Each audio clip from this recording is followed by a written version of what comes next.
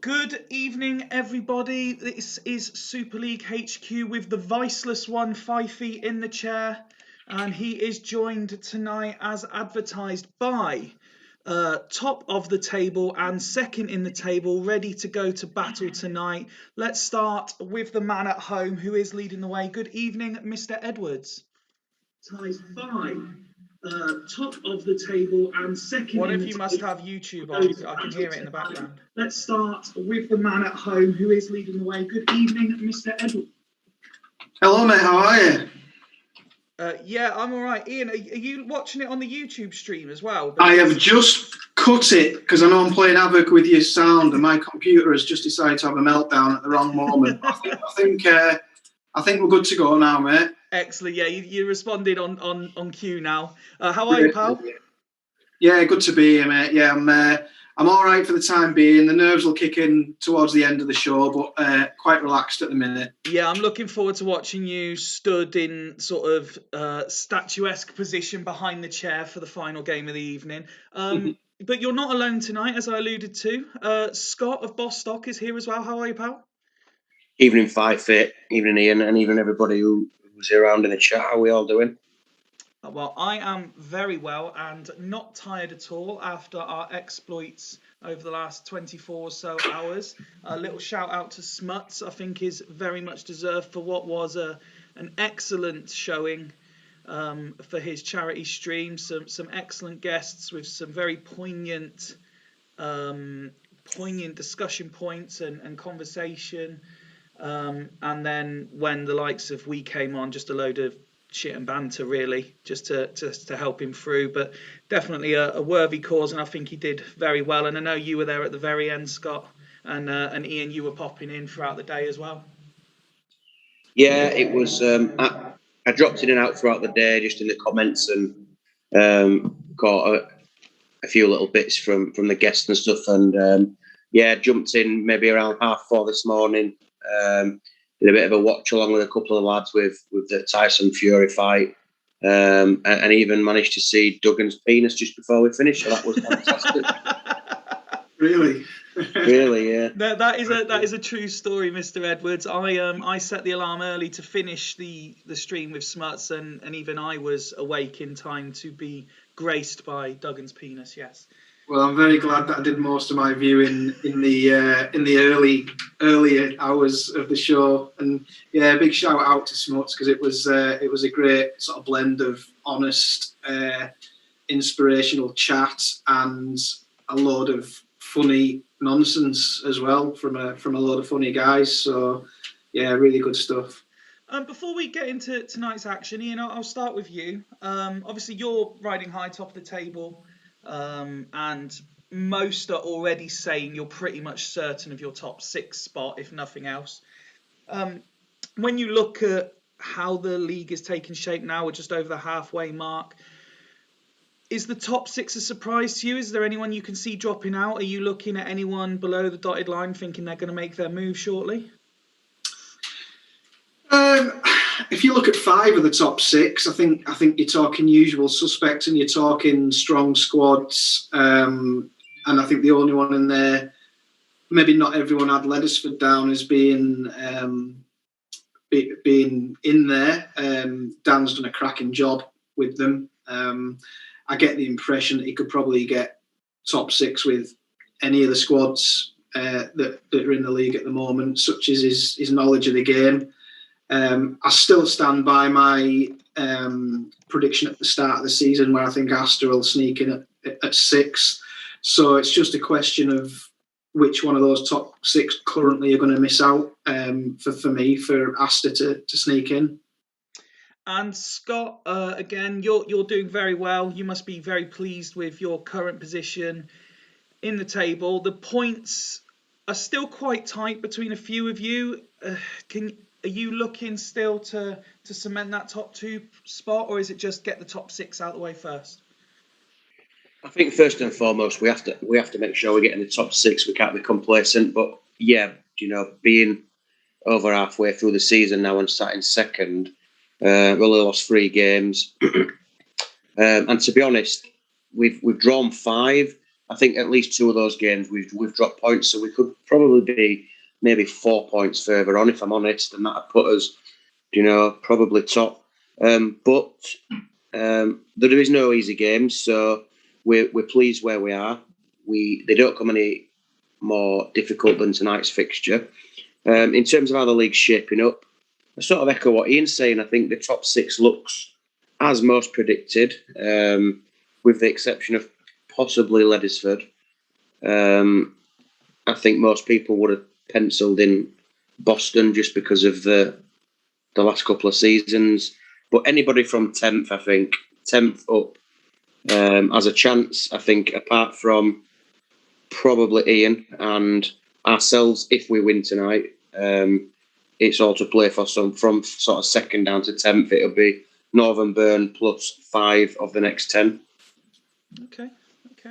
I know the fixtures were tweeted out earlier to see what games were interesting people, aside from yourselves, of course. And Ian, you very quickly highlighted Sloths v Devils, so that you'd quite like to leave towards the end. So if you guys are happy, I'm quite happy to run it in the order of the screen, except swap you and Devils round. Sounds good to me. Works for me, buddy. Cool. Well, let's kick off then with Churchtown v Fulchester, and the game must have known that's what we were doing. Macca has gone unchanged from last time out. So Ronaldo, it's still the front three. Ronaldo with the backward arrow. Every time, at least I'm on, we seem to talk about Nicky Butt in particular. But Scott, I think it was you I saw earlier making a point that you very strongly believe Verón's the best player on the game.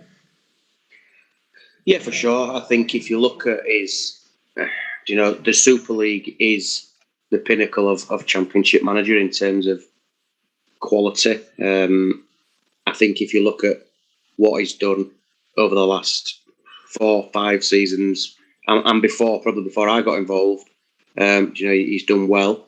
Probably last season a little bit better than he's done this season. I mean, you look at his numbers; he's extremely consistent, but he's a big game player. When Fulchester need a goal or they need something to tick, it usually comes through Verón.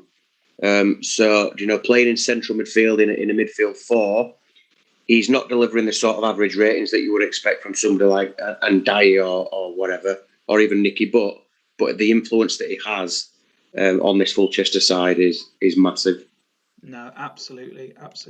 And that's one of the reasons why a lot of people at the start of the season always consider Fulchester as top 6 contenders. I think there's a lot of belief from people towards Macca, but when you see players like Butt and Verón and the form they're pulling out consistently, it's completely understandable to see why. Ian, let's have a look at Dimble's Churchtown team. It's another altered tactic. Churchtown were widely tipped to not do very much this year, but when you actually see it on paper, especially now, I mean, Rossini's come in on loan as well, which adds an extra dimension of thing. They do have a capable squad, don't they? They do, and I think he's potentially got 1 to 11, his strongest team out perhaps tonight. Maybe there's 1 or 2 things that he could do differently, and I think that 3 across the middle may be a little stretched out for me, perhaps. Okay. Are those 2 guys? I mean, is Zanetti really want to be playing there, or should he be back in his usual position? I don't know. Rossini, does he work better up front on his own? I know he wants to give Elbert that chance. We're giving Mild a lot to do tonight. It's Timm, tough against the likes of Verón, isn't it, in their own zone? It is, and Christian Timm on the bench after making a decent start to his massive career it shows that he does have options now in the squad. So a little bit of sort of green shoots for Dimble over a recent couple of weeks and shown some good things. So yeah, he'll be hoping he can kick on now that his squad and his team is looking pretty decent.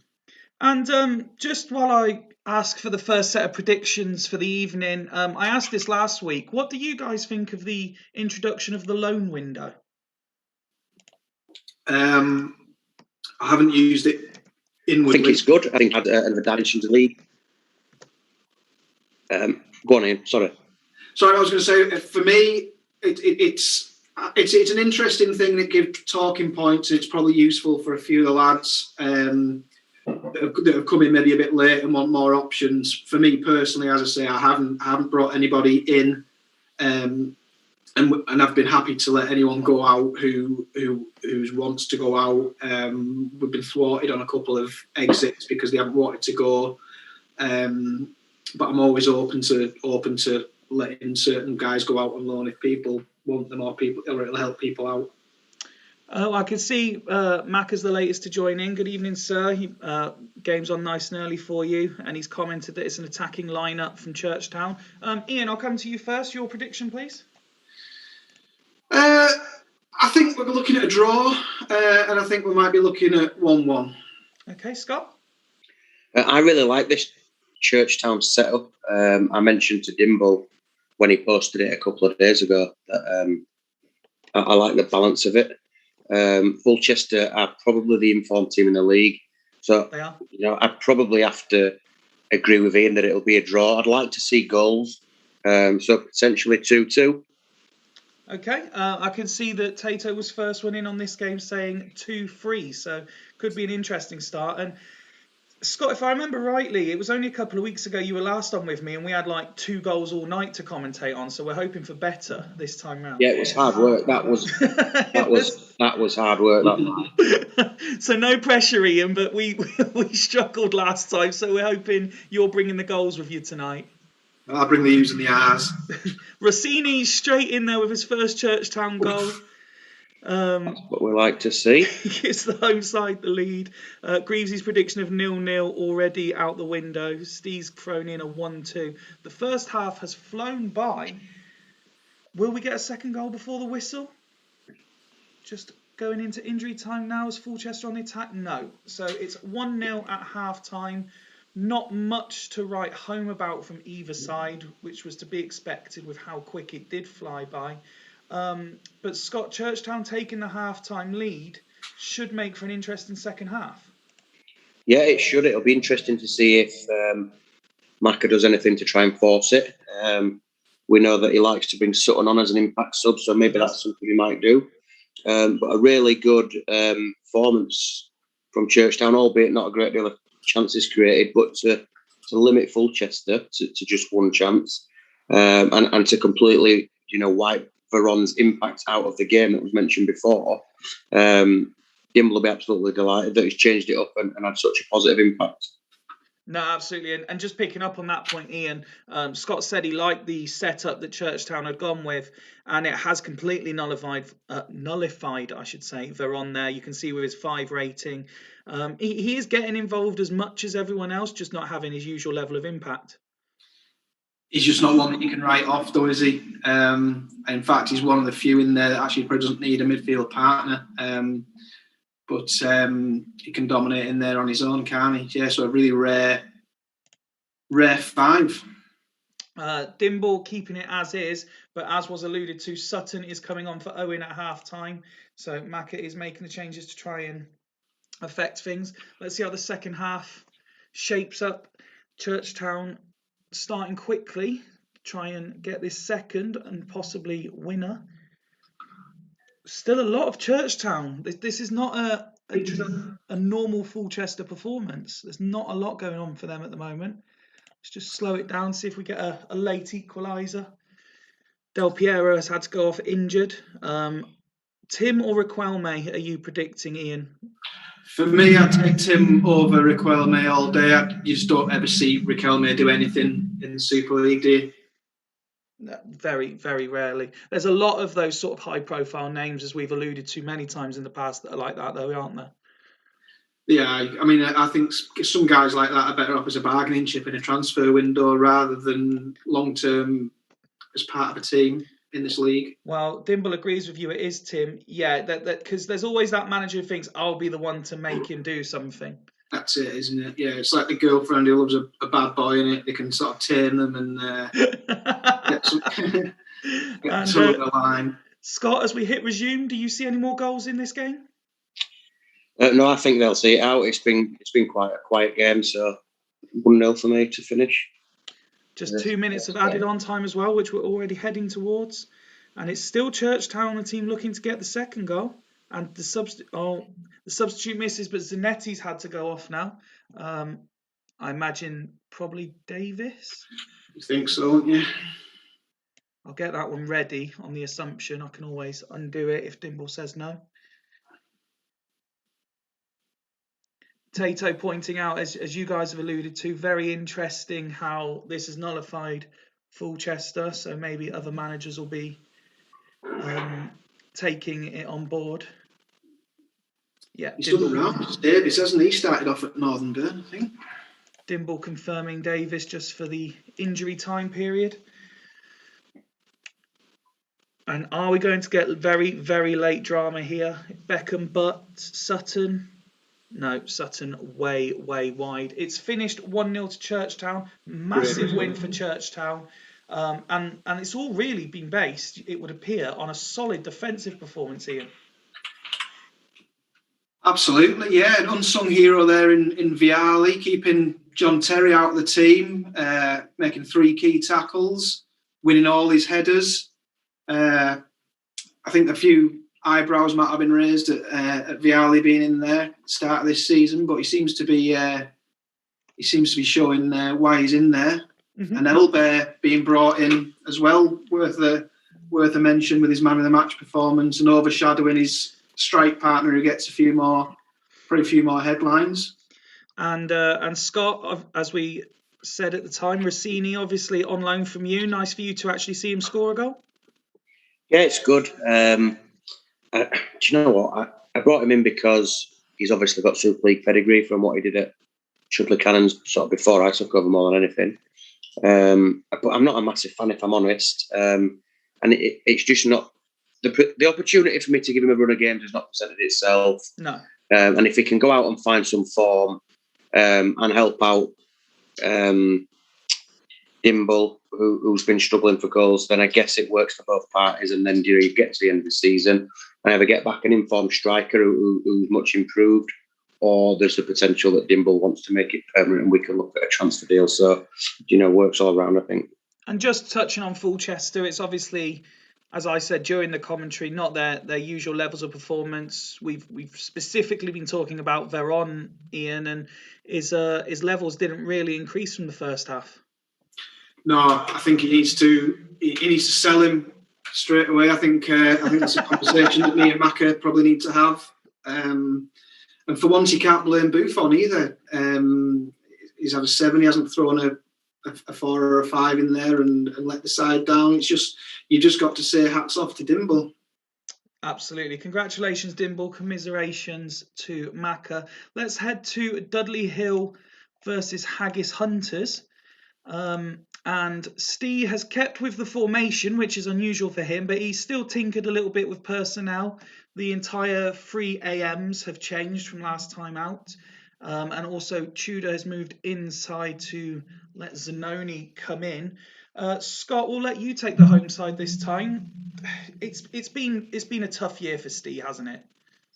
It has, yeah. It certainly has. I think we spoke last season at length that he was guilty of probably chopping and changing too much in terms of formation and players. And he sort of went into this season happy with his squad and sort of said that he was settled on a couple of formations for different sort of fixtures. And because results have not probably gone his way, he's probably tinkered a little bit too much again. Maybe not as much as last season. And I know that he keeps alluding to the fact that he's happy with his performances, but ultimately he's still only got 12 points.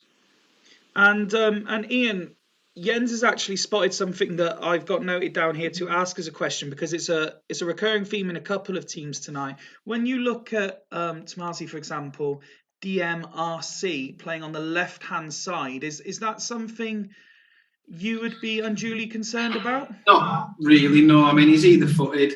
It doesn't bother me that much. Looking at the 3 across there, he's certainly the one out of the 3 who's probably going to play there. The options that he probably has in the squad, you could maybe put someone in there. He's primarily left-footed as well. Sorry? He is actually primarily left-footed. His strongest foot is his left foot. Oh, okay. Right, yeah. And he's either-footed anyway, isn't he? Yeah. So you're gonna, if you want to replace him with someone who's more suited to the role, he's not going to be as good a player. So you put him in there. I don't really have any qualms. You could maybe go a bit bold and play. I mean, Finnan seems to have dropped out of the equation a little bit. I know that's probably a guy that he's tried to put in there at a certain time, and he's one of his favourites. I don't know why he's not in tonight. But no, I don't have any qualms about him being there.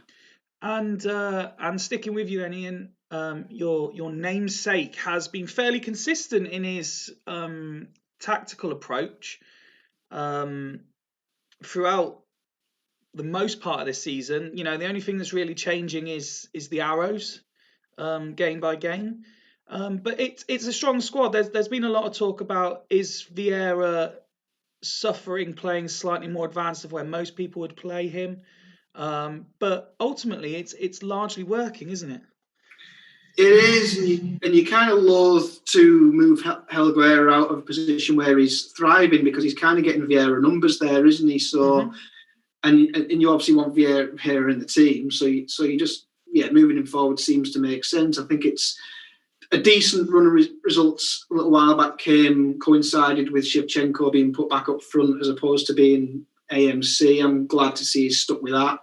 Bruno, I don't believe he's good enough at this level, and when you've got the likes of Danielson on the bench, that's something potentially I'd be looking at changing. But I mean, it's such a strong squad. He's got to be looking to be. It's a team and a squad that should be pushing top six. Is this? And when he played against me, and when he subbed Gary Neville, if you remember, and went one at the back, Gary Neville was actually on a 9 at the time. And if you've got a guy who one of his last appearances was on a 9 and he's back on the bench, it just tells you the strength of the squad that he's got. And it has to be said, Jens is very much on the ball tonight, because he's spotting everything that I've got noted down to ask you before I get a chance to ask you. Credit to Ian Scott for engaging in a little bit of banter with his tactic name.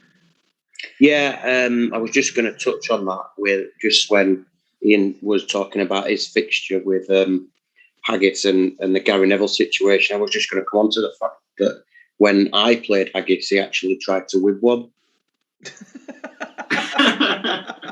Yeah, I thought we'd drawn a line under that, but anytime you want to remove that line, it's fine by me.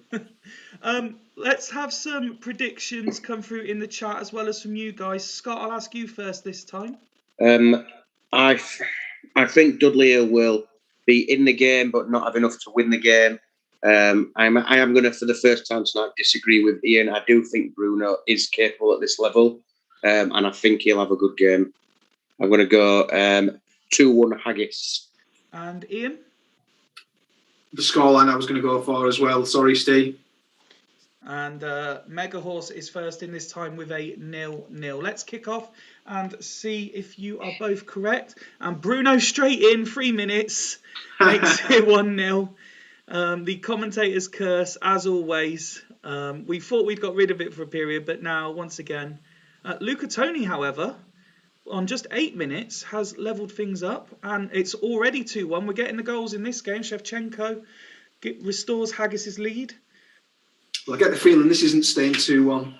And it's definitely not, because arguably the worst signing in Super League history has made it 2-2. I think that's a little harsh. No. Oh, and Luca Toni has given Dudley the lead. It is 3-2 to the home side now. Absolute epic. Absolute scenes in the first half of this game. And let's just remember that Mr. Megahorse predicted 0-0. I mean, Steve's had 3 shots, 3 on target, 3 goals. He can't really complain. Haggis have arguably had the better, just not quite as prolific. Let's have a look at Dudley first, Scott, and Steve will he be delighted because they're winning, or will he be concerned they conceded 2 first-half goals? He'll be delighted the fact that he's had 3 shots and they've all gone in, considering that they've struggled for goals, and you know, a lot's been made around his attacking options and where his goal's going to come from. So for Luca Toni to have such a good game, 2 shots, 2 goals, Wallace Adebi to come in after coming off the bench and doing well last time, still be buzzing. Let's be honest, Haggis is still in it. Very much so. They've created more. But Casillas, is Casillas in goal? I guess I didn't even notice. He's clearly having a stinker. And if that continues, then Dudley could go on and get 4 or 5. I can see Tato's just put in the chat as well. Mad what happens when Steve puts his best attackers on the pitch. Ian, let's have a look at Haggis. And we didn't comment pre-match. Casillas has a minor knock, so the goalkeeper's been changed, and he's done himself absolutely no favours of playing the next game, has he? I think we're going to get this over and probably not see him again, are we? I mean, depending on what that knock is, we know that Ian likes Casillas. And so he'll be coming back in anyway. But yeah, a 5. If he finishes on a 5, that is. Maybe he doesn't. You know, we've had plenty of occasions this season where a half-time 5's turned into a 7 or an 8, hasn't it? I mean, I've had it with Toldo. So, not out of it yet. Yeah, I think. But yeah, it doesn't bode well. And for those with one eye not firmly on Super League, after a VAR check, France are now 2-1 up against Spain. I can see Steve's gone as is. Ian was in the chat. He seems to have disappeared. I just want to know if he wants to make any subs. I'll give him 30 seconds more to confirm before we kick off. He's changing his goalkeeper. There we go. As I say that, the goalkeeper is being changed. You a fan of that reaction, Ian? You're not a fan of changing keepers at half-time? I've never ever changed. I mean, you know me. I don't make half-time. Well, no, you don't change anyway. But no, even if the keeper was on a 3, he wouldn't be getting subbed. No. Well, let's hope that the goals continue as we kick off the second half with a new Haggis goalkeeper. Helguera goes in the book early in the half. Dudley's certainly still creating chances, but you just don't want to write Haggis off at this point. Coming up to 20 minutes to go, 15. Let's slow it down now because still be loving it. Luca Toni looking for a hat-trick there, but it just goes over the bar. Still Dudley come forward, looking to wrap this up. Tony again. Oh, no, keeper showing us a safe pair of hands. This can still go either way as we head into 7 minutes plus injury time. Off the bar from Haggis. Salas now and Bruno. Haggis looking for some late drama. No nails left, has he? And here come Haggis again. Steve will be hiding behind everything he can find. I feel for him. Salas can't miss, but the keeper, what a save. I hate it when it says such and such can't miss. Well done, Steve. Good result, buddy. Huge result for Dudley Hill. A nightmare result, really, for Haggis when you look at how that might affect their top 6 chances, but a very even game. Ian, I'll offer you first at this time. As you both said on the whistle there, huge for Dudley, that, isn't it? Yeah, it is. They've had the same amount of shots second half and none of them gone in. So luckily they did the damage first half. Obviously, Ian's steadied the ship with that goalkeeper substitution, but just hasn't been able to do anything else second half. But yeah, what a great game. No, absolutely. And as we click over to the stats, I mean, that's arguably their best total performance of the season. And it's come at home, hasn't it? You know, and he gets classed, you know, by certain people and especially by me as an away team. And he's put up a great performance. First win in 9, is it? And he's done it we were clicking through the stats, weren't we, before it went live, and it was 8 without a win. He's done it at home, and his faith in a striker that he's been bigging up for the past few weeks has been rewarded. So yeah, well deserved. Good lad. And Scott, when you look at Haggis, I mean, the substitute keeper was considerably better when you look at his rating. I mean, there's still a 9 there for Ashley Cole, plenty of 8s. It was purely the first half. I can't even think of a suitable word for how bad the goalkeeping was.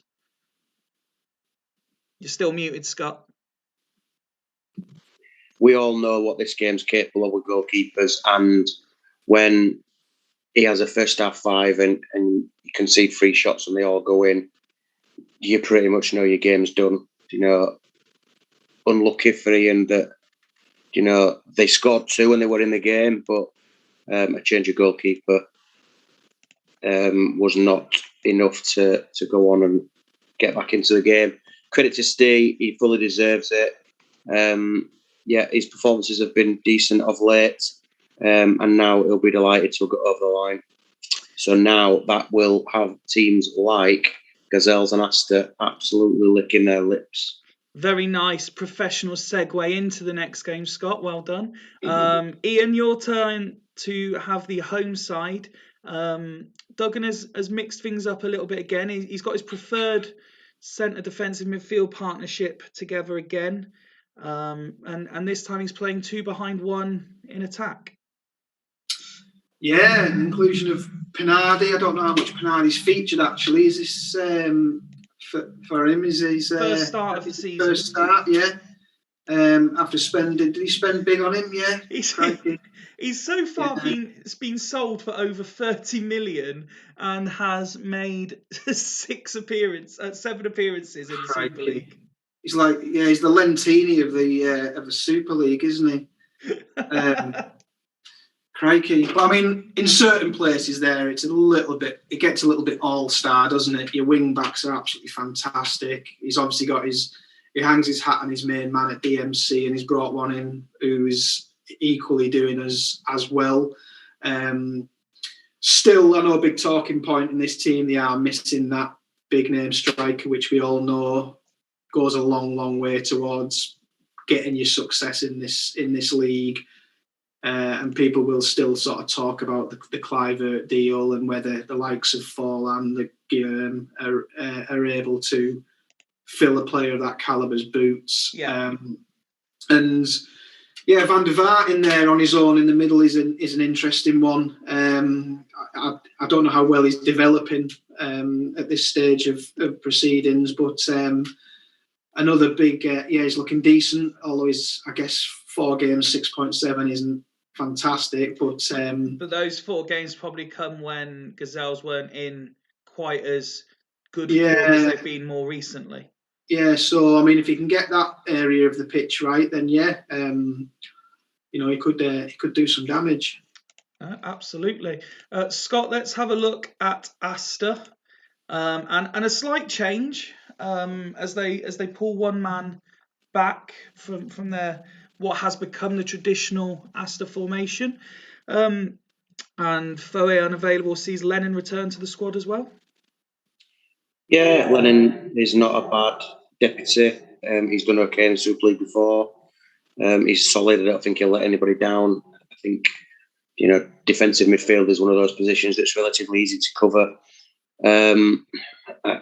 I've told Tato before, and I'll tell him again, I don't like the configuration of his forward players, but he's trying to get his best players on the pitch, in predominantly the best positions.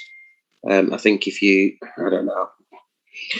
I think he could just do something with those attacking midfielders, central midfielders that would make it look and feel a little bit better. But in terms of the 11 players, no issues.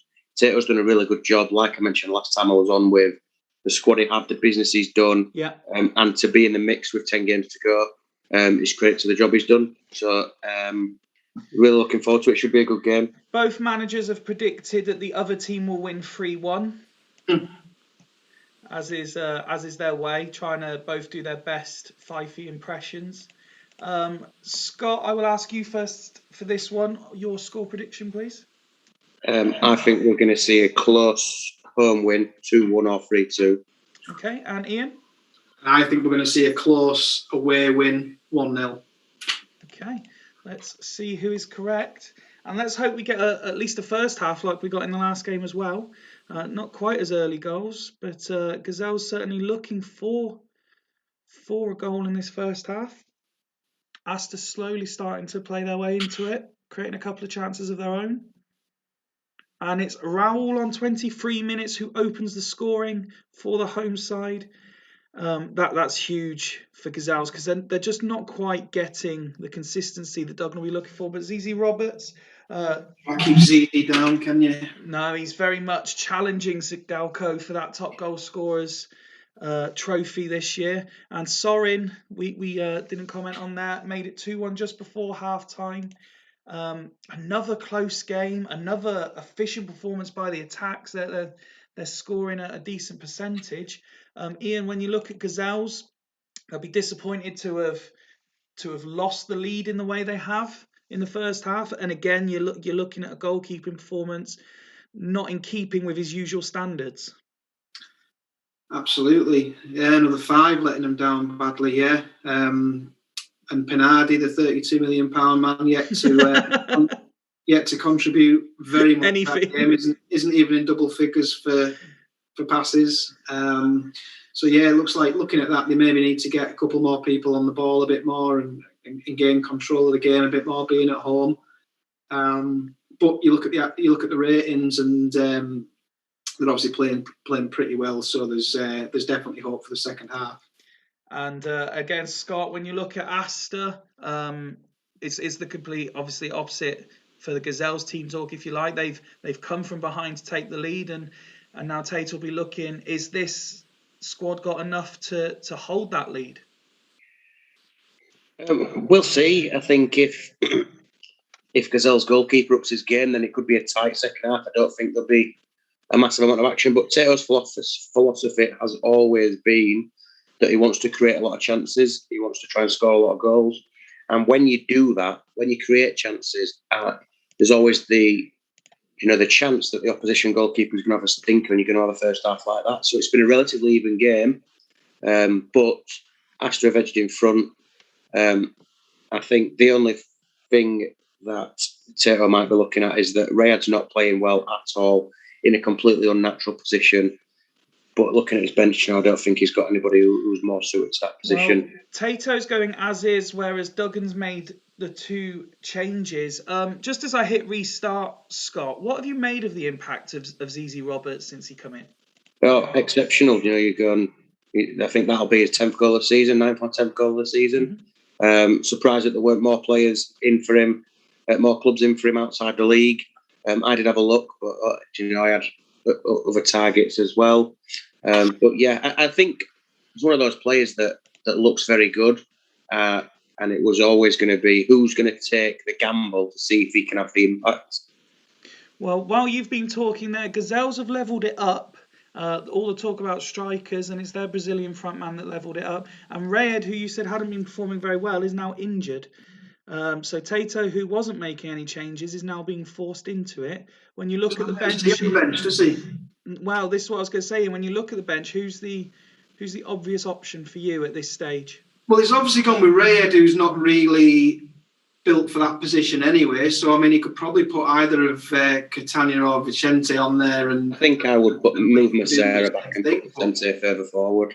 Well, that's it. He could have put Macera back in before the start, couldn't he, if he wanted to? But he's got the more forward-thinking player behind him. Well, he has agreed with Vicente. I'll just give Tato another 30 seconds to see if he wants to swap the 2 around, as you've alluded to there, Scott, or if he's happy to keep as is. But with 15 minutes to go, 2-2, Ian, who are you backing to get a win, or do you think it'll stay like this? Well, I'm going to stick with my original prediction of the away win, although I expected it to be a lot less goals. But I wouldn't be surprised if it finished as it is. And Scott? You're muted again, Scott. I expected the second half to be tight. I think it'll finish as it is. Aster have scored. It is Macera who dropped back into midfield with his first ever Aster goal on 81 minutes. PayPal is fine, Tato. Just drop me that money. Well, since he got Macera off Burn, I think you can get behind me in the queue for getting paid off here. You're both looking for payoffs if they hold on to this win. Saviola looking to wrap it up, but no. And here come Gazelles again. And still we're seeing Van der Vaart, Raul, all the names Duggan will be hoping to see. Can they get a late equaliser? At least you're seeing some goals this time, Scott. Yeah, it's been much better after the first game, which was slow. A couple of 3-2s back to back, if this stays as is. Heading into injury time, and Aster looking to wrap it up, maybe? No, Gazelles on the counter. It's a free kick, Van der Vaart to shoot, deflects off the wall. And Aster hold out for a huge big win. Well done, 3-2 win. That is it. Yeah, that's an impressive victory. And Ian, I'll come to you first. Gazelles, it wasn't poor by any stretch of imagination, but again, you're looking at the goalkeeper, really, aren't you? Yeah, we mentioned it at half time. The keeper had let him down. He didn't cover himself in any glory second half either, because Aster weren't exactly peppering the goal, but when he was called upon, he did let them down. From those numbers, they have gained a lot more control of the game, with a lot more players having a lot more touches, but no one's really took the game by the scruff of the neck, and there's not a single 9 in there. The subs haven't really had much of an impact. Still possibly a little bit early for Medina at the moment as well in this kind of calibre of a game. Probably went as I expected results-wise, maybe, but probably I didn't expect 5 goals. And just a question, going back to something I've alluded to with many teams much earlier in the season, and I appreciate, for example, Gazelles are playing one up front in this game and Raul's on the pitch as well, but is the lack of attacking options for a team whose form isn't consistent? For example, if it was you, Ian, who, as people have said before, rocks up most weeks expecting to win. I know you'll say you don't, but most people expect Northern Burn to win every week. Gazelles haven't quite hit that consistent form yet. Not having an out-and-out, real attacking player on the bench. I know Karagunis is an attacking midfielder, but no forward player as such. Do you think that works to the detriment when you're chasing a game? Some guys just attract goals, don't they? You just have to put them in the team and they attract goals. We all know that. I'd still be probably... regretting that deal. I think you could get a lot of guys to do the job that Elias does, but you can't get a lot of the guys to do the job that someone like Clivert does. Simple as that, really. And Scott, to pull up in fact, I'll quote word for word the question from Dimble in the chat. How is he doing it with that squad and that formation?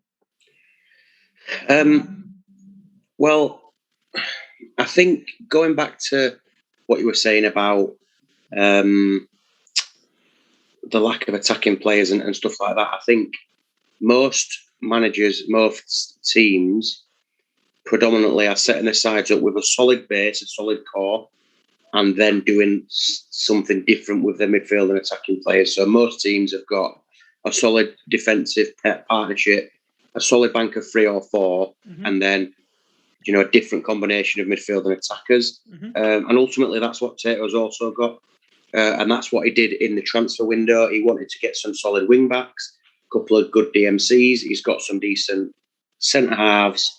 And then, in terms of his attacking players, it might look weird because they're not symmetrical or it's not what everybody else is doing. But ultimately, it's still 2 or 3 players or 4 players in that attacking half of the pitch. He's tried to get them in the best positions, and ZZ Roberts is scoring goals. So ultimately, what's Tato done? He's got a solid base of 6-7 defensive players, and he's got a goal scorer, which means he's got a chance. Absolutely. And one last update: France have won the Nations League. For anyone interested, let's go to what on paper could be another absolutely great game. The way tonight's going. Scott, is it your turn for the home team, Hools? They're hosting Leddersford. Not a lot changed. I mentioned earlier that a recurring theme of players potentially looking on the wrong side. This time we've got Liverani on the right-hand side of the midfield. Again, just going back to what I just said, another team with a very solid core, a solid 2 and then a 4. Looks really good. Not a personal fan of Liverani. And actually, I'd probably rather have Asun Sow in there over Liverani. Personal preference. Well, that was actually the change for this game. Right, okay. Gerrard obviously had a good game last time out. Rosette, we know what he's capable of, and we've seen his calibre in the league before. Van Nistelrooy gets his chance ahead of Crespo. It's a really, really solid lineup. Jens has come across a formation that he's been playing on all sorts of different saves and network saves and Super League and whatever. And he's run it the last few weeks and he's looked a different side. And it's not every day you get to pick someone out for a team that are currently 13th in the league. But despite Hools' problems, Sol Campbell statistically is very good anyway. But he has shone, really, hasn't he, for this Hools team? Yeah, he's been pretty consistent. He's had a couple of games where a couple of sixes, but that's when Hools weren't playing well and they were losing. Generally, if you're losing, you're conceding goals. Your defenders aren't getting great ratings. But yeah, he's obviously a top class centre back, probably getting to most teams. So yeah. And definitely. just one final question for you on the Hools team. Obviously, it started with Costanza as number one. Now Dida seems to have taken that jersey. Do you think that's the right move? Well, the stats would tell you yes. In terms of the attributes, Costanzo's head and shoulders above most. But in terms of performances, ratings, and stopping the ball, winning the net, Dida's outshone him by a country mile in the last 7 games. So that just shows that Jens has made a brave call, and it's paid off. Ian, let's have a look at what Mr. Megahorse has done to his Leddersford team, and it's a change from the usual. Yeah, and a reaction to probably the last couple of weeks of it not going as he's been used to it going. I mean, the players that he's got in there, some fantastic players. Interesting that I think Vogel's dropped back into DMC as opposed to, I think he'd spent a bit of time in centre mid. Mm-hmm. Petkov, he got off me and he's looked to hit the ground running. Yep. Ronaldinho up there with his backwards arrow always seems to pull up many trees. Exeter Maria in and out of the team. I think he'd be in most people's teams week in, week out if he was available to them. And the enigma that is Agahawa looks like after his debut, Dan hasn't quite settled on what to do with him, where to play him. And we have, again, similar to the Aster setup, we have a forward centre in midfield. Well, you've actually read my mind there, because Agahawa playing in the striker role is generally a question that I ask, because I know a lot of people don't understand it. Etzeberria traditionally is played as the wide man in the Leddersford team, so him playing as one of the forwards, especially when you see Torres being the man on the bench. Do you look at the front three and think that Torres potentially could and should have a place in it? Oh, absolutely. I mean, look at him. Yeah, Torres would be in there for me. Agahawa is an interesting one because I had him in the old B-Tech and I tried him everywhere, and he was sevens, the occasional 6, the occasional 8, and he was just sevens and nothing. So, I mean, Dan probably will get a bit more out of him than I ever did, but I've not seen anyone get a great deal out of him. Whereas we know that previous managers have got plenty out of Torres in a less crowded attack than that, perhaps. And I can see in the chat, Jens is saying he's worried about this, whereas Mr. Megahorse is saying I'm taking a big risk, but it's worth a go. I highlighted Sol Campbell for Hools, so just one last one. Chivu, again, going a bit unsung in what has been a bit of a revolution under Megahorse. Yeah, not always the most fancied. I mean, some people, I guess, think Chivu's a name rather than decent return on what you might expect from him. So, yeah, probably another one of those where you've got to say well done to Dan for getting so much out of him. I mean, he played quite a lot in the Devils' title-winning team last year. And did okay, yeah, but he's just been elevated, hasn't he, this season? He's got an extra 1 and a bit tackles per game on average. He's got an extra 0.2 on the average rating. So he has just seemed to have kicked on a little bit at Leddersford. Tato's gone straight in with 1-0 Hools. Ian, what are you going for this one, please? I think due to what Jens seems to have working, and that this sort of like putting an extra man back in your own half of the pitch and having only 2 up there for them to worry about. I think this consistency might suit Hools, and I think they might nick it by the odd goal. I'll go 2-1. And how about you, Scott? I agree with Tato. I think it'll be 1-0 to Hools. 2 sides that have set up with very solid teams, defence first, if you like, and just, the odd goal for me. Just one thing I didn't know as Ian was talking through Leddersford's side, I'll be amazed if we see a stronger 4-man substitute bench this season than Leddersford's. Possibly. That I'm trying to remember. There may be one more for you to cast your opinion on yet. Is what I'm saying. Steve Wright actually saying he can't call this one, and thank you, Jens. I'll always take a little bit of feedback like that. He's loving the fact that we're actually highlighting players as we're talking. So let's kick off the game and see how we do. It looks like Hools have started the quickest. As I say, like Leddersford very much playing themselves back into it. We have been blessed with quite a few goals already tonight. Let's hope this game matches the rest. There was a yellow card, I believe it was for Ronaldinho. Already at half time, I'm going to predict there's not been a lot of chances there.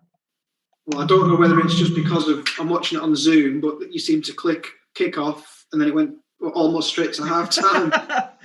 Good evening, Smuts. Welcome. It is Sunday. You have got work tomorrow, but you have completed your 24 hours. We've already shone you with praise. So, yeah, Hall's definitely the better side. It's not been a Super League classic, Scott, but Jens will feel that there's definitely potential here to get a much-needed victory.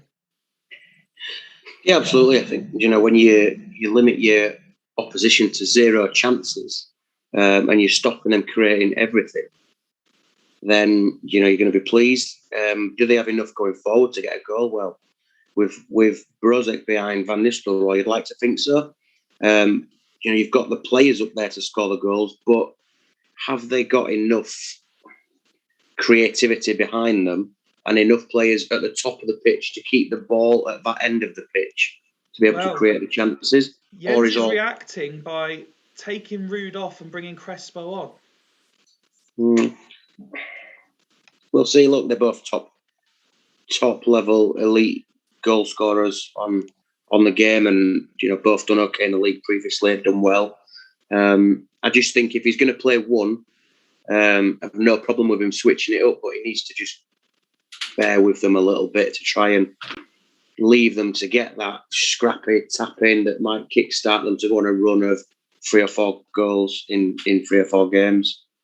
And as we tick over to the away side, Ian, we've highlighted goalkeepers who have not helped their teams at all. However, Taibbi has done the opposite for Leddersford and is very much keeping them in it. He's always a class act, isn't he, Taibbi? You rarely see him put a foot wrong in this league, in any iteration of the league, in fact.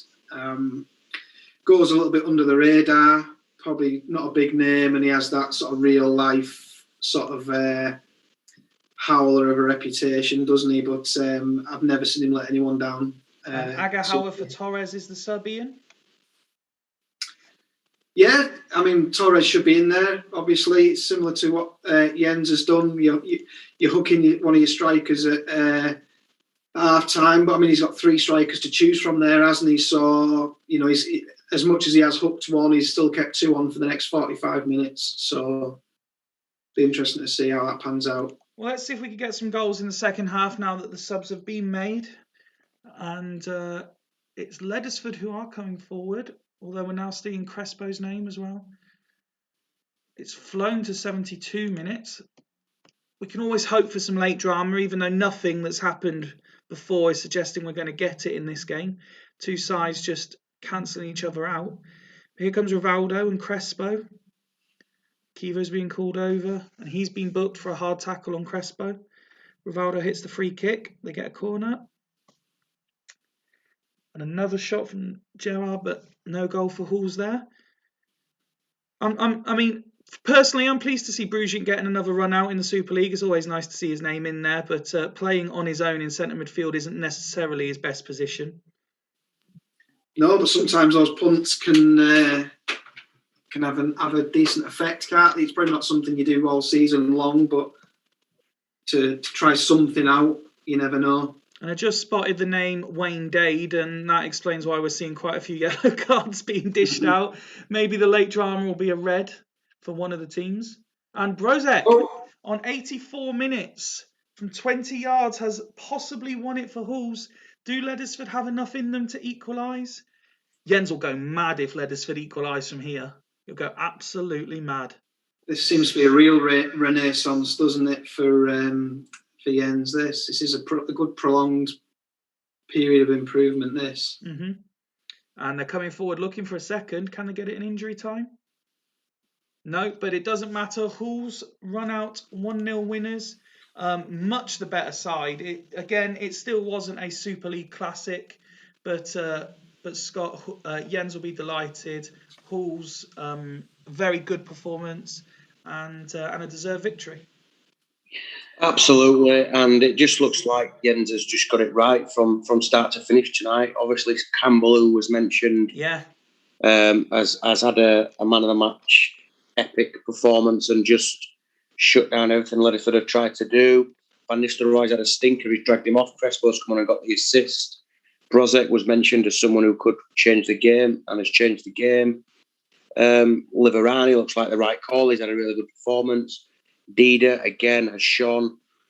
So, yeah, start to finish, solid performance, 1-11, and Jens' renaissance continues. And Ian, when you consider all the plaudits that Dan was getting for the start he made, which was sensational, I don't want to hyperbolize this too much, but the dramatic drop in form now, it's probably not. What's the right way of wording this? It's probably not a surprise when people think to how they predicted Leddersford to go this year, but it is a surprise when you know how well they started under Mega Horse when he came in. I think what it highlights more than anything is the great job that he did when he came in, because the squad isn't the strongest squad in the league. And I think what all we're finding now is that still a good manager, but we're finding that his squad isn't as good as some other squads, basically. I think it's difficult to judge a manager or a team who's not really had a transfer window or 2 transfer windows. I think maybe judge the situation after one or two more transfer windows. The one interesting thing for me in that game, you look at the forward players, not a single one has won a header because Malevsky won them all. It's bizarre when those sort of stats can get spotted, but it's a good eye from you to have seen that. Next up, we have Loco against Dragons, so we're actually on the right game here, Ian, and Loco have mixed up a little bit tactically for this one. A little bit. Sul got that 3 across the middle, shuffled Donati across after his excellent game last time out. He obviously likes these big names. Zidane, he hangs his hat on, doesn't he? Guerrero fit again. We know what damage he can do. And a lot of people say Montella needs to play up top on his own, and he's put Montella up on his own. The interesting thing about Loco, at the minute, they have this kind of reputation of being hard to score against, tight games. The kind of that personality seems to have disappeared over the last few weeks, and it seems to have been quite open games. And I know that won't be sitting well with Greavesy, and he'll want to try and get back onto the 1-0 to the Loco trails as soon as he can. So if we ignore Bartes for the moment, because he seems to be the Loco player that always gets spoke about. I think it was you actually earlier in the stream, Ian, mentioned about certain teams and their wing backs. Now, Tonetto for me seems to be a name that has stood out when he's played, and obviously he has played now the majority of the season since he came in. Perhaps playing above people's expectations of him.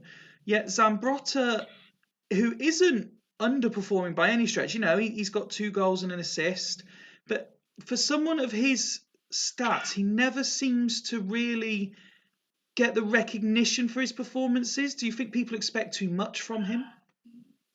Well, this is a bit of a tricky one for me, isn't it? Because I was obviously the guy who nearly killed Zambrotta's career by him doing absolutely shite all in an entire season. Was it 0 goals and assists in an entire season? I think he had 1 assist towards the end of the season just to so he didn't go 0-0. And then me and Greavesy swapped Zambrotta for Contra, and everyone was happy. So yeah, I think Zambrotta, get those numbers. I mean, wing backs do have the opportunity to play well and score high numbers in this league. Because, I mean, very often they work, if they've got two DMCs alongside them or they've got two great centre backs behind them, they can get forward and they can contribute and they can have great ratings. It just happens. So nearly a 7.7 is pretty decent, but because it's Zambrotta, people probably do expect a little bit more, which is maybe a little bit unfair. Does he fall under the same bracket as someone like a Zidane, or not quite? In what sense, mate? In the sense that, you know, Zidane's another one who always gets pulled up for never hitting the heights that he should. Well, no, because I mean Zidane gets pulled up because he's one of the greatest players of our generation, but he doesn't do it on the game. Zambrotta does do it on the game, doesn't he? So you kind of just need maybe a bit of perspective there. I think, yeah. I mean, he is doing it. He's just not doing it absolutely out of this world. But he is doing it, just overshadowed by by a great pick by Greavesy on the other side of the pitch. Mm-hmm. And Scott, when you can now see the Dragons team on screen, they've had to just make a couple of changes due to availability. Emerton is one that's had to come in, and Cole's moved back into midfield, and Back's gone into the attacking midfield position. Yeah, it's very similar lineup to Greaves', apart from they've got fullbacks rather than wing backs. They've got an extremely strong squad. Jamie did some great business in the off season. Mm-hmm. I like the formation. I like the shape. I'm not a fan of arrows going into players, back into Clivert, for example. And I'm not a fan of Figo on the game full stop, especially at centre midfield. Apart from that, I really like the lineup.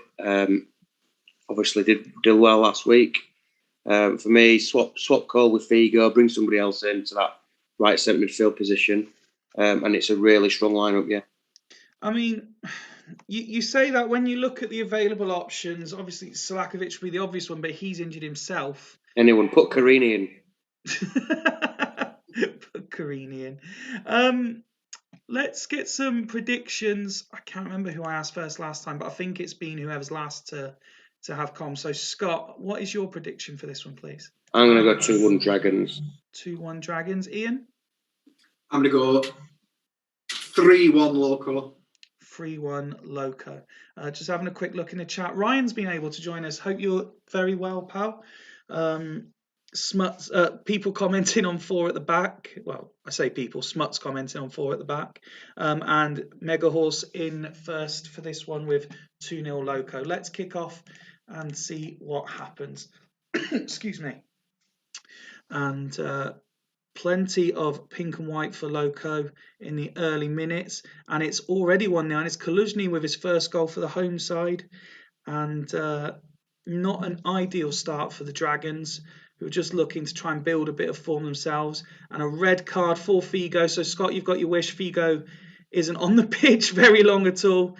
I've not seen Jamie, so Mr. Smuts, please let us know what you would like to do in this situation. Would you like to move back? Would you like to make a sub? What would you like to do? Is he going to end up 2 at the back? He would rather do another 24 hours than go 2 at the back. I don't even think he let people on his stream go 2 at the back when he was saying you could pick a squad. I would just Metcalfe and Cole central.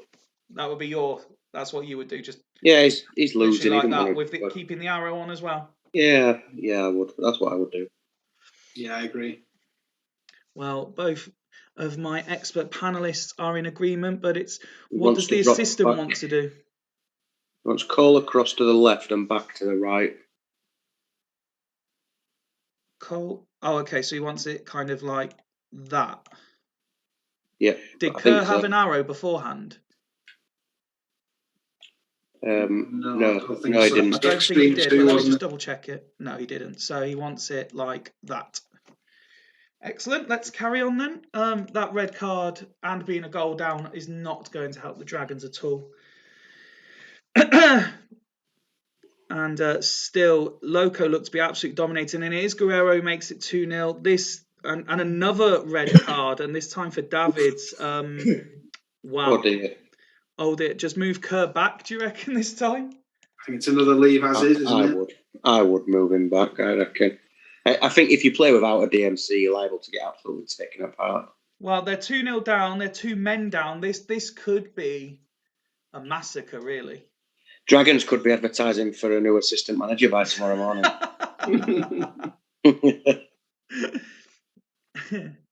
He's bringing Saeed on, who potentially could have been in from the start. Kerr off for Saeed. And move back. Yep, there we go. Tato saying Guerrero to get injured very soon. Let's see if he can get to full half-time without losing any more players. And Kluivert's actually pulled one back on the stroke of half-time. But no, Kaluzhny, who had scored his first goal, has now scored his second goal. It's 3-1. It's dominant from the home side, Scott, and Greasy will be very confident of holding on from here, won't he? Oh, God, yeah. He will. Yeah, they've done what they've had to do. It should be plain sailing now. Kaluzhny's had a great game. Paul Scholes still showing that he's absolutely horrific. He's played 5 passes against 9 men. Jesus Christ. Like Zidane is having a good game by his own standards on a 7. But yeah. I mean, they're now literally against no midfield. Yeah.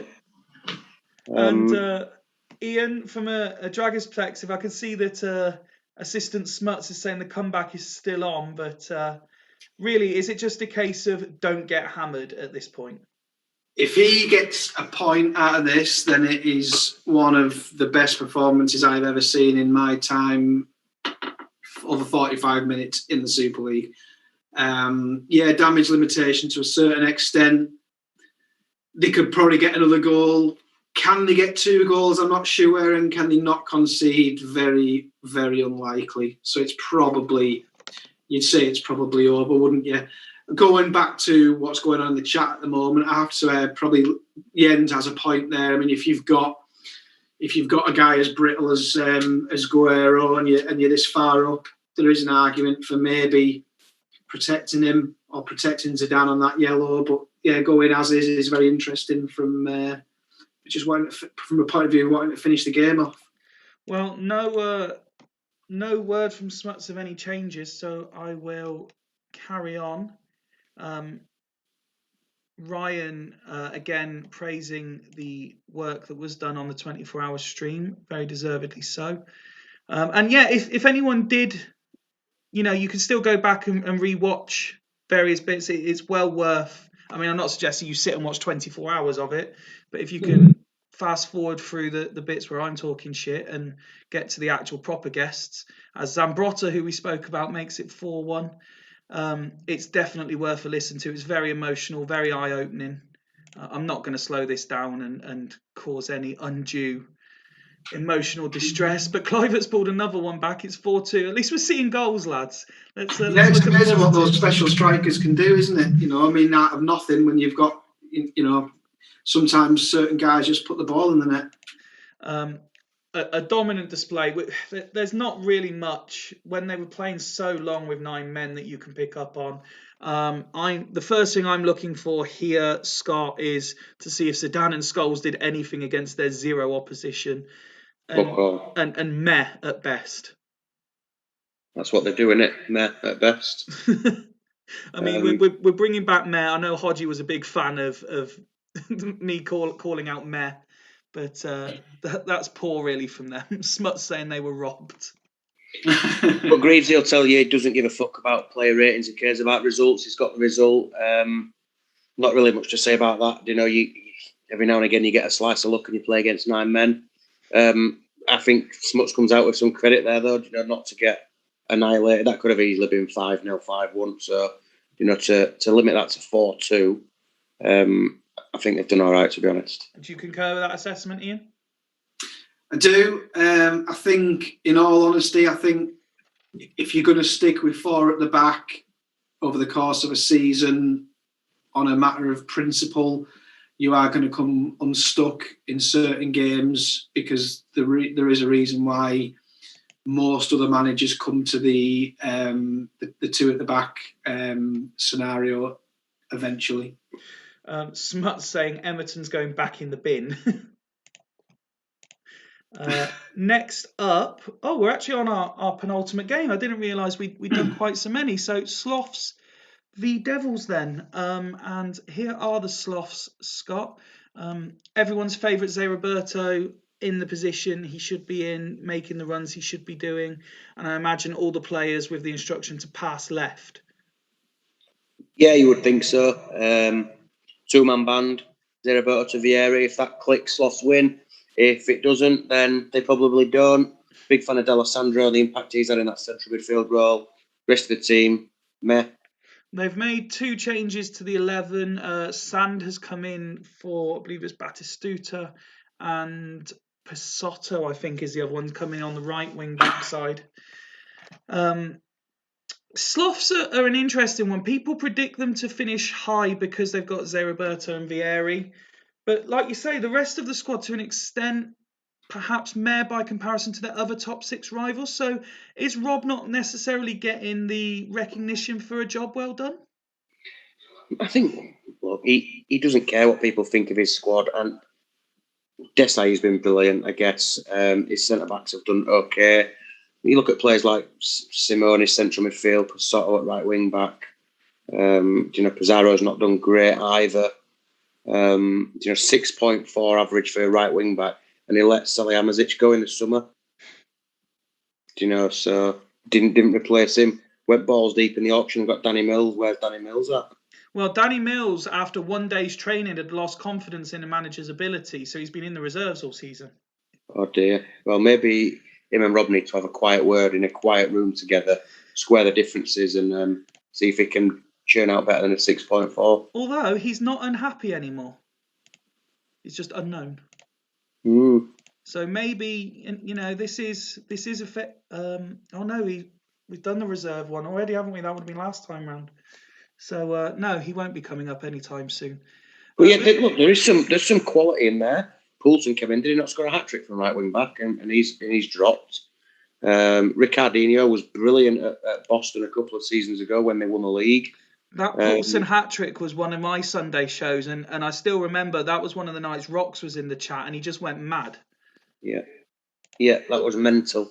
Does it matter who's playing on the right-hand side of this team when absolutely nobody in this team passes it to anyone on the right-hand side of the pitch? You probably make a valid point, to be honest.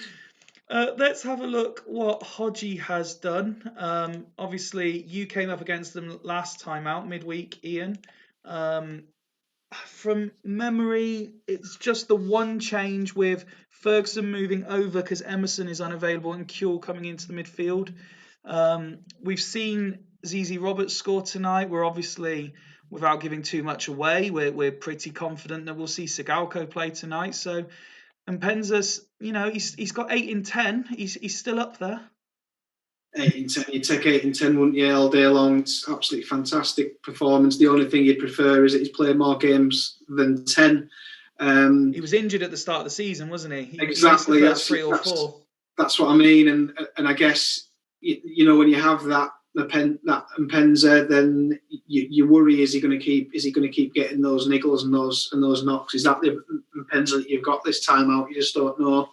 But that team is so strong and so hard to beat. I mean, similar to what Hools have done.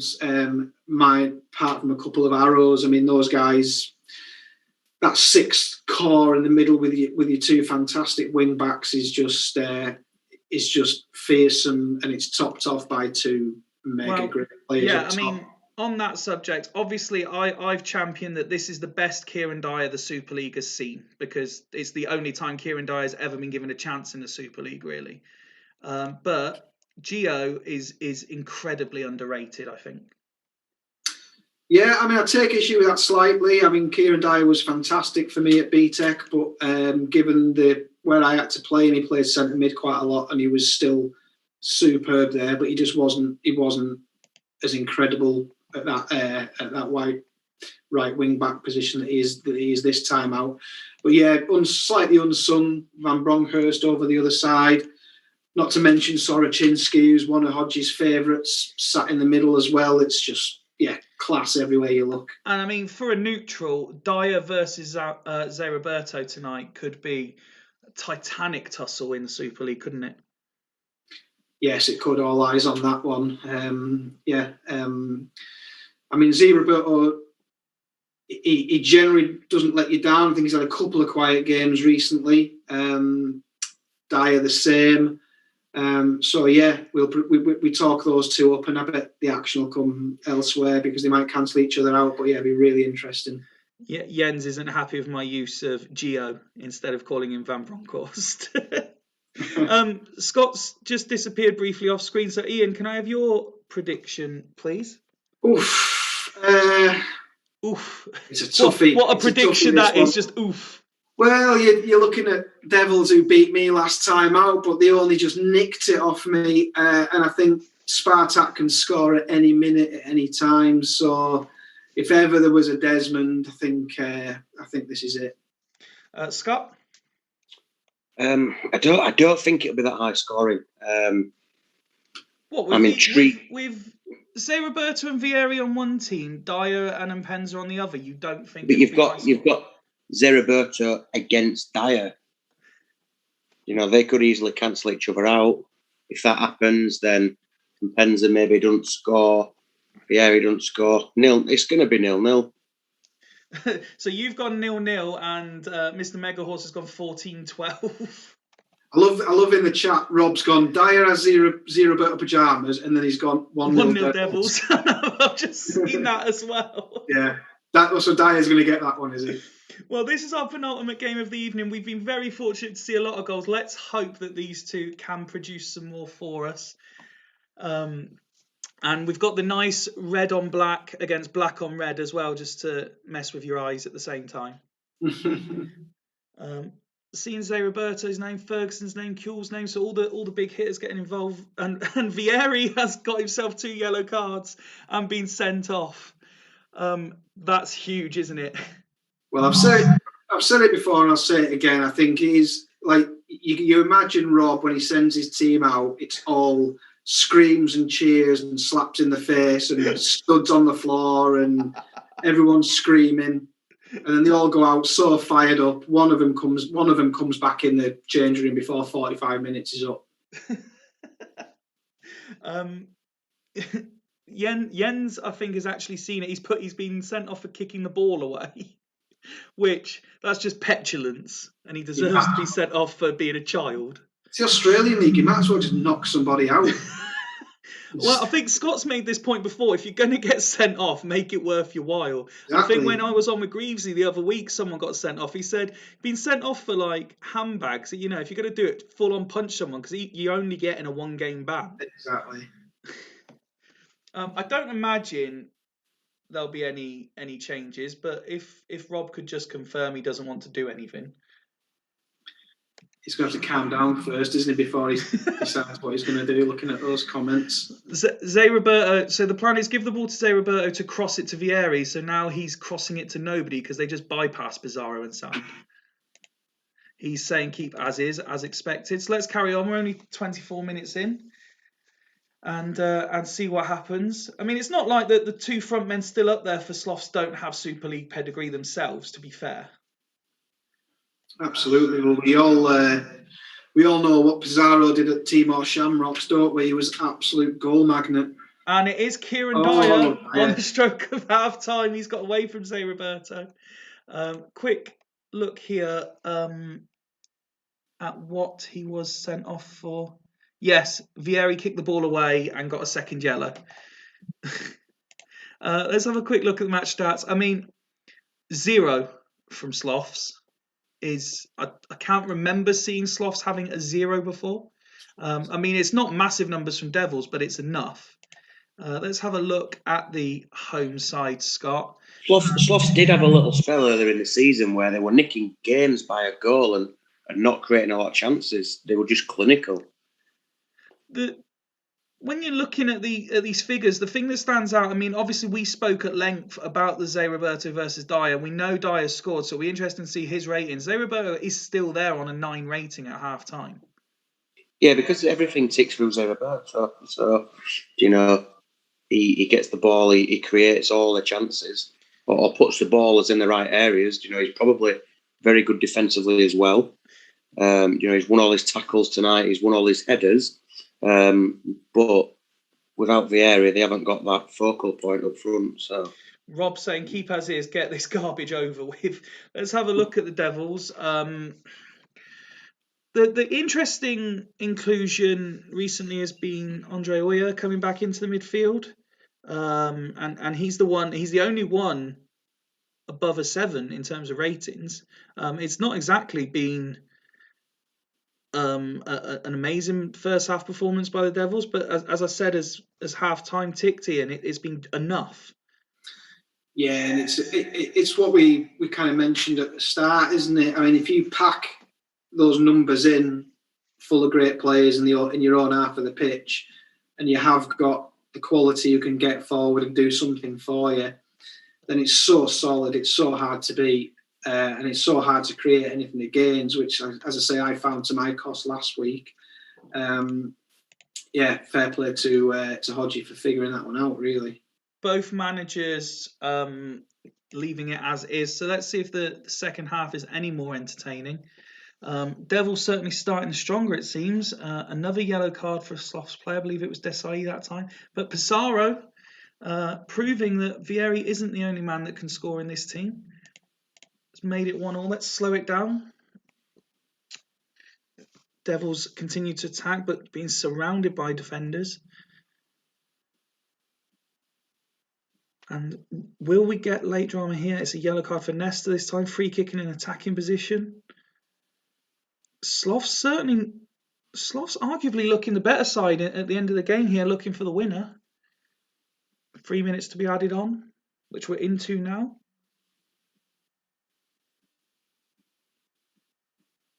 Nothing came of the last free kick of the game, and it finishes 1-1. A much improved performance from Sloths, but again, not a classic Super League performance by either side. Tato saying he'd take a draw, so he's got the draw he was after. Zé Roberto went up to his 10. Desai getting a 9. You highlighted him as well, Scott. And Pizarro also a 9. That'll be a big goal for him now that we know Vieira will be missing a game as well, won't it? Yeah, it's all the players that we talked about before, and Desai's obviously been brilliant. He's about 60 years old now. Zé Roberto, we all know about. D'Alessandro with the assist, like I said, he's been quite good in that midfield position, quite creative. And Pizarro has had the opportunity without Vieira to show that he can get the goal, and Rob will feel like he's a well-earned point, really. Devils didn't create a great deal second half, no. And Sloths did. So, on reflection, it's probably a fair result. I think Hodgie will be kicking himself that he's let up that opportunity. And Ian, given that that you were the one who specifically, before a ball had been kicked tonight, said that this was the game that you were most looking forward to, are you left wanting a bit more?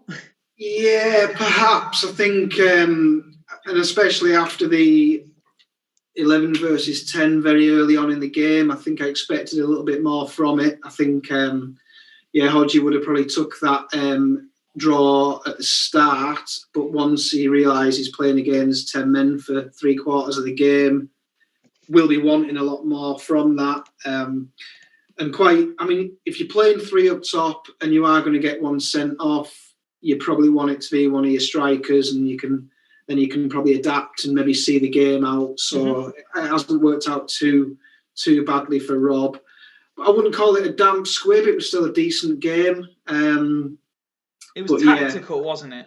Yeah. It was a chess game. And it probably just reflects the fact that we're watching 2 very strong teams going up against each other. I mean, just looking in the chat there, Hodgie saying to come up against Zé Roberto, who rated a 10 and not lose, is massive. And then Rob's followed up further chat by saying if Dudley get top 6, he will give him Zé Roberto.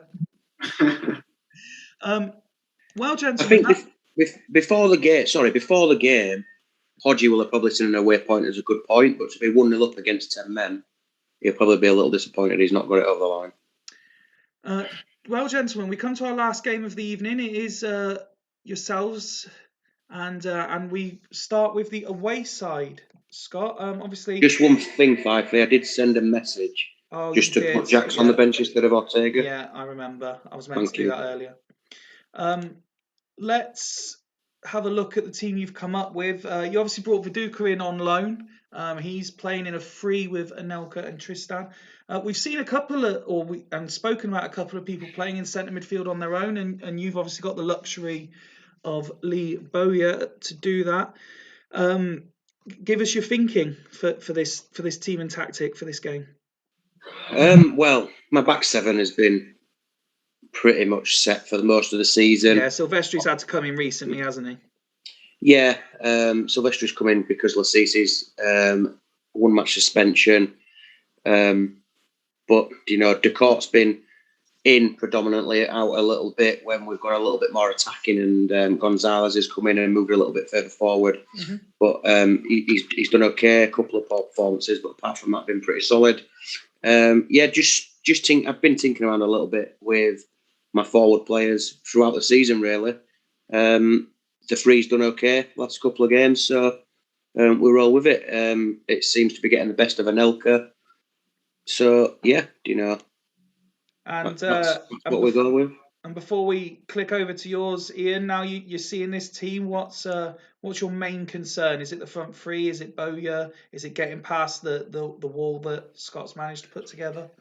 All of them. It's my main concern is that I'm playing against the team that I predicted would win the league at the start of the season. So, always going to be worried when you come up against Scott and when you come up against a bunch of guys who are that good. Well, if we haven't seen enough drama, for those who were on early enough and saw the stats being clicked about just before we let Ian talk about his team, these are second and third in the yellow card list and have shared, did we say 8 red cards between you already this season as well? So I'm expecting a nice clean fight. So give us your thinking then, Ian, for this team. I've chopped and changed a little bit over the past few weeks. It's mainly been because I've had a couple of players unavailable to me for a few weeks. I've not had Contra available for a few weeks. So I wanted to do something a little bit different.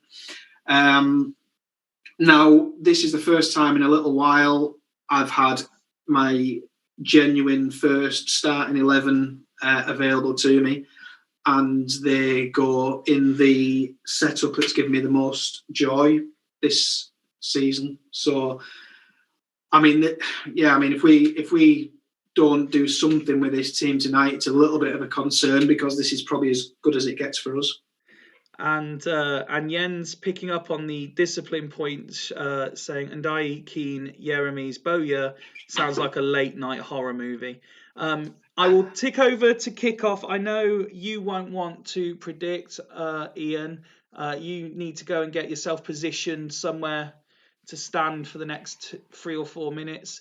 Scott, do you want to give a prediction, or are you happy to leave this one be?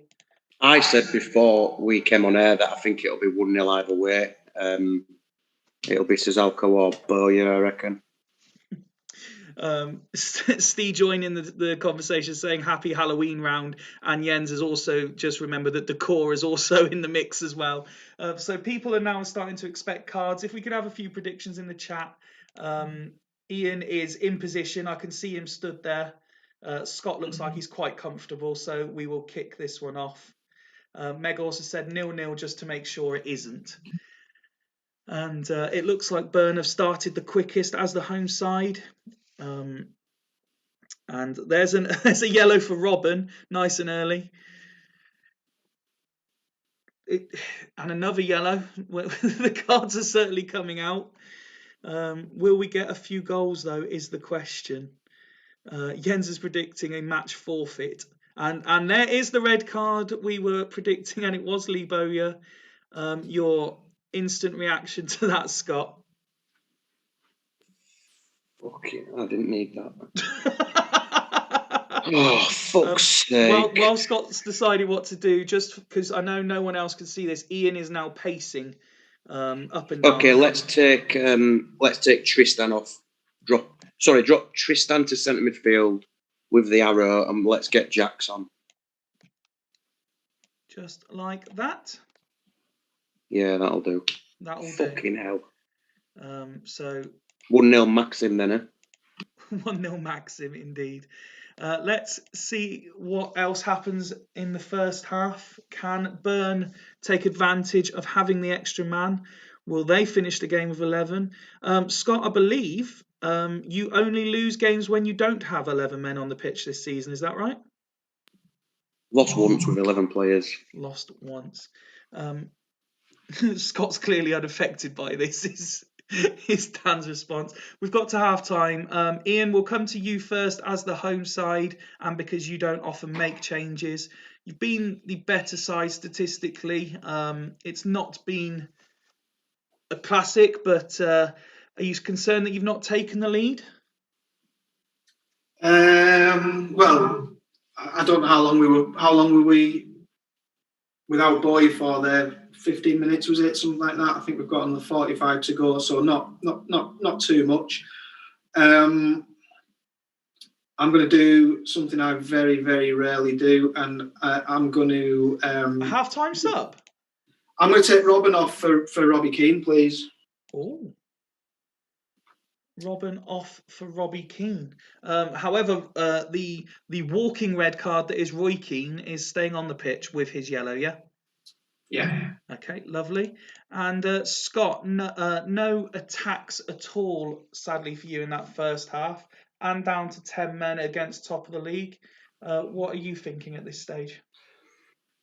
I mean, I'm thinking I'd take full time now, and that Maxim will probably score.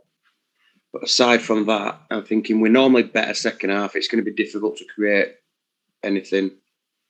I'm going to take Viduka off for Collins, just because we've got Collins, you've always got a chance, and hope that we can be defensively resolute and try and nick one.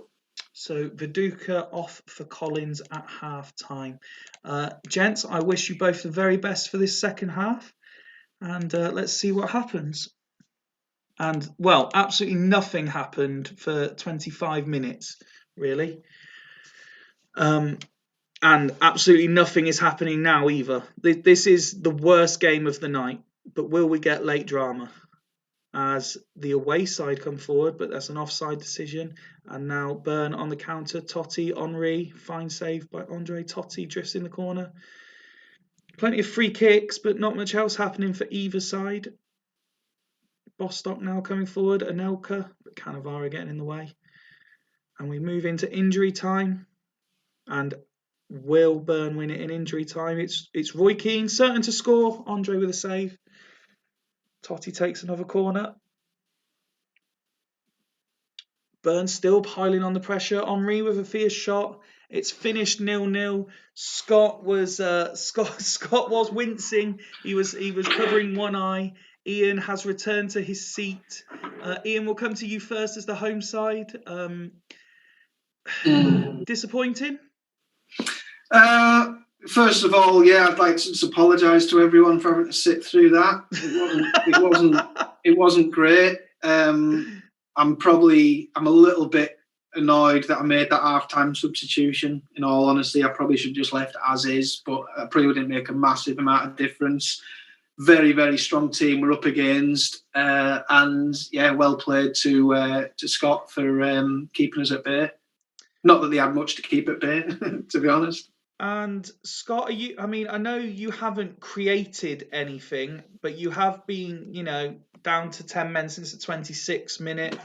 Lizarazu, another man of the match performance. Are you relatively pleased? Yeah, I think to go away to Burn, play over an hour with 10 men and come away with a clean sheet, I have to be pleased. Didn't expect to create a lot. In fact, we've created nothing, but we've made ourselves hard to beat this season, and we've stopped Maxim, and we've got a point away at the leaders. We're still within 3 points. There's teams taking points off each other. below us, which means it's a point gained rather than points lost. And we move on to next week. Well played, Ian. Cheers, mate. Good game. Well, not good game, but good game for you. I think well done. That concludes the fixtures. We can see the results there. Let's have a quick look at how it's affected the table. You're both still the top two. Fulchester third, just a point behind you now, Scott. Leddersford fourth, same points as Sloths. Devils one further behind. Aster a point behind them. Loco and Haggis just a point behind them. So I believe it was Tato said 5-10 minutes ago in the chat that the table's going to be very, very tight by the end of this, the way results have gone. And he's right. I mean, at the start... Well, nobody in the top six has won, have they? No. Which means that's an extremely good point for me. You said at the start of the show, Scott, you believed up to 10th was still in it. Well, we can now go as far as 12th, all being on the same points. I mean, Hools, Churchtown and Gazelles, 5 points outside the top six with 9 games to go. Are they still in it? Well, there's 9 games to go. There's only 5 points, so of course they're still in it. But the problem you've got is teams will always take points off each other. So, if any of those sides can put a run of 4 wins together or 6 unbeaten, something like that, then they give themselves a massive chance. And when you're looking at the table like that, Ian, as you say, none of the top 6 winning. Is it a slightly better point for you now that you've seen it? When you're in the position that we're in, and I'm really wanting that top 2, every point that I get is a point closer to the top 2, while there's a bit of a cushion. But my slight concern would be all the 1s and 0s that are coming out of my team at the moment, and it's not exactly helping us race away to. I mean, yeah, Jesus, I didn't know it was quite that bad. But yeah, I knew it was pretty bad. But it's been like that for a little while. Hence, me doing a little bit of tinkering. But I mean, it'll come back. I don't know whether Maxim is still top of this scoring league, but he's done shite all for quite a while now. I will. I'll show that in just a second for you. But just to confirm, that's 4 goals in your last 8 games you've scored. Yeah, I know. Cheers.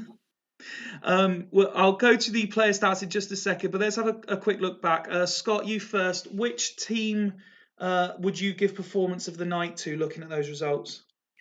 It has to be Aster. They played quite early on.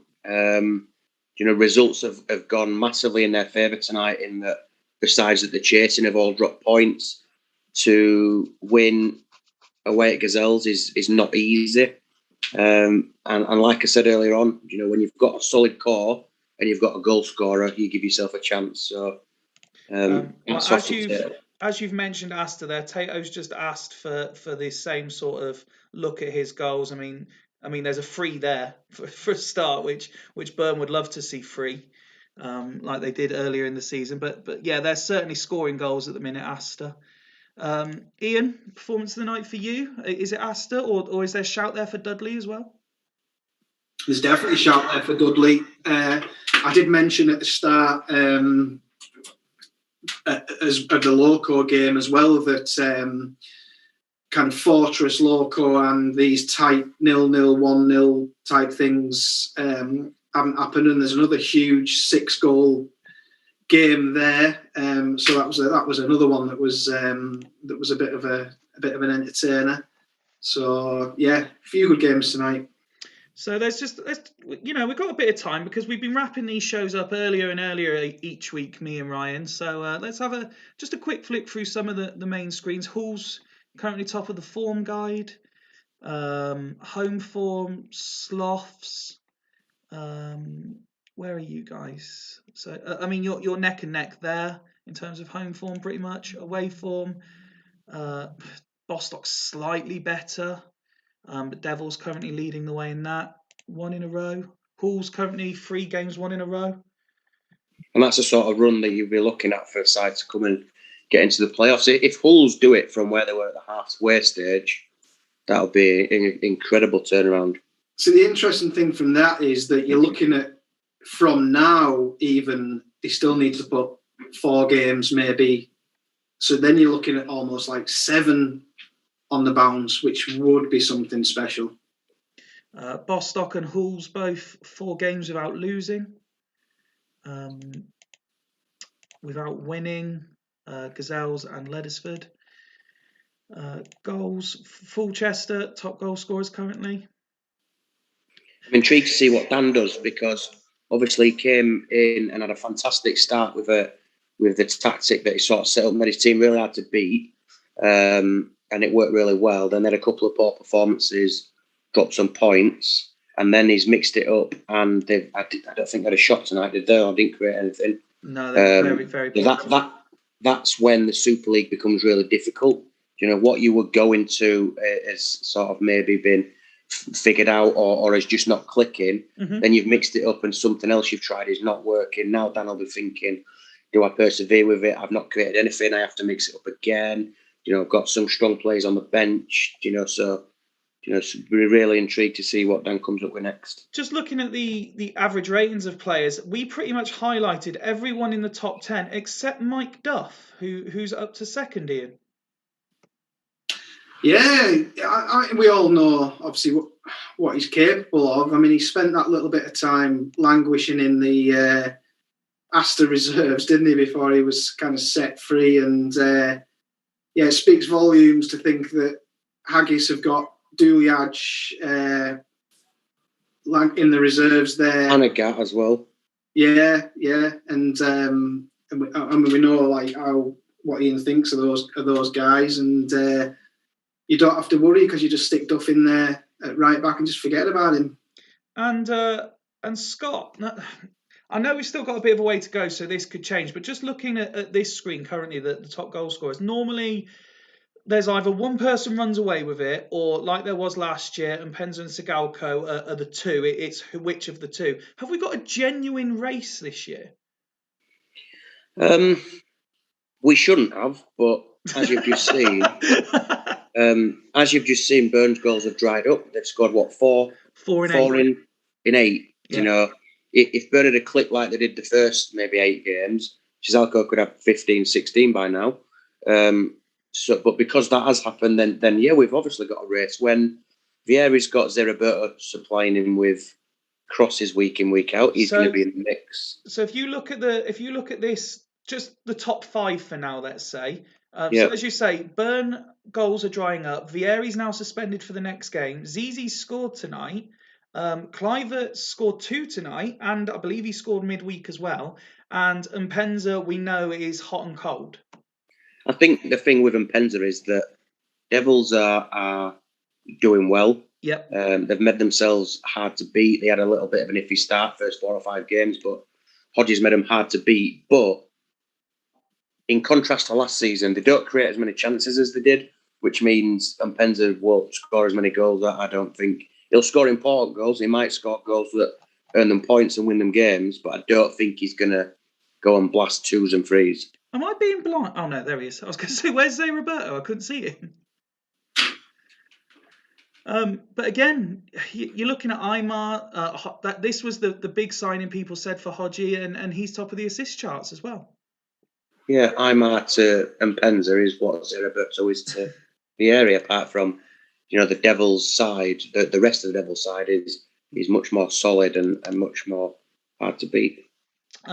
Listen, gents, as always, it's been an absolute pleasure having you both on. Thank you very much for your excellent input. It's always valued, and thanks, Ian, specifically for bringing some goals tonight, even if your game was particularly poor. We'll finish with a quick look at the midweek fixtures as we head into February. Just having a look here. So, Scott, you're away to Leddersford. Yeah, even more intrigued now to see what Dan's going to do. And Ian, you're away to Dragons.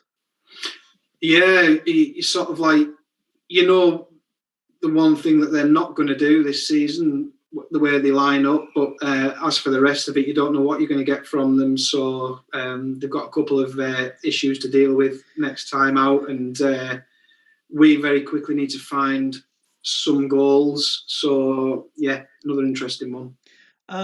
And do you know what? Again, I know I thanked you both, but there's been a few positive comments for some of the stuff we've spoken about in terms of how we've highlighted players and stuff. So thank you both for taking part in that and literally just going with the flow of the questions I've been throwing at you. We hope to carry on this sort of level of presenting as the weeks go by. Thanks to everyone in the chat. We hope you've enjoyed it. It has been a decent show with a fairly large number of goals by recent comparisons. But until next time from Super League HQ, it's goodbye. Cheers, boys. Night all.